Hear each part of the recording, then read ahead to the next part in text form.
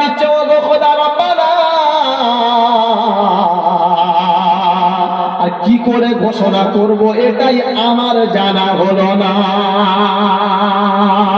আল্লাহ পাক আবার ডাক দিয়েছেন, হাবিব শুনে নেওয়ার রহমান আল্লামাল কুরআন খালাকাল ইনসান আল্লামাহুল বায়ান। আমি রহমান পাঠালাম কোরআন আর বানালাম তোকে রে বান্দা, শিখালাম বায়ান। বায়ান কে শিখিয়েছে? কিসের বায়ান? কোরআনের বায়ান নাকি বাপদাদার বায়ান? কোরআনের বায়ান। মাশাআল্লাহ। এখন জলসায় কোরআন চলে? কোরআন চলে? কোরআন চলে না। আল্লাহ পাক রাসূলকে ডাকছে, ইয়া আইয়ুহার রাসূল,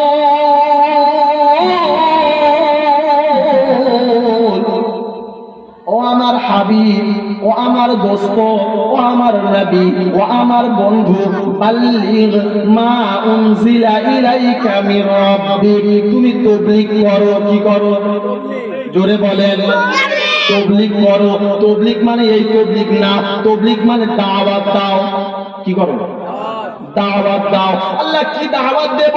আল্লাহ পাক বলে, মা উনজিলা ইলাইকা মির রাব্বিক, তোমার রবের তরফ থেকে যেটা নাজিল হয়েছে ওই দাওয়াত। কি দাওয়াত?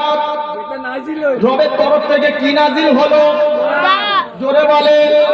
কোরআন নাজিল হলো।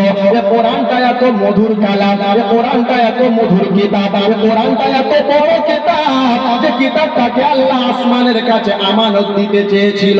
আল্লাহ পাকের আসমান বলেছিল, রব্বানা এত ভারী কিতাব আমি আসমান সহ্য করতে পারবো না। আল্লাহ বলে, জমিন রে, আসমান অস্বীকার করে দিয়েছে, তুমি কি বলছো বলো? জমিন বলেছিল, রব্বানা আসমান যেটা অস্বীকার করেছে আমার দ্বারাতে সম্ভব না। আল্লাহ বলল, রে জিবাল, ও পাহাড় তুমি কি বলছো বলো? পাহাড় বলেছিল, রব্বানা শুধু মুসা নবী একবার এসেছিল আর তোমার তাজাল্লিতে পুড়ে চোখের সুরমা হয়ে গেল। কোরআনের মতো এত দামি কিতাব আমি রাখতে পারবো না। বলে, হুজুর নমুনা বলো। এভাবে বললে হবে না। কোরআন শুনিয়ে দিয়েছে, ইন্না আরাদনাল আমানাতা আলাস সামাওয়াতি ওয়াল আরদি ওয়াল জিবাল ফাআবাইনা আন ইয়াহমিলনাহা ওয়া আশফাকনা মিনহা ওয়া হামালা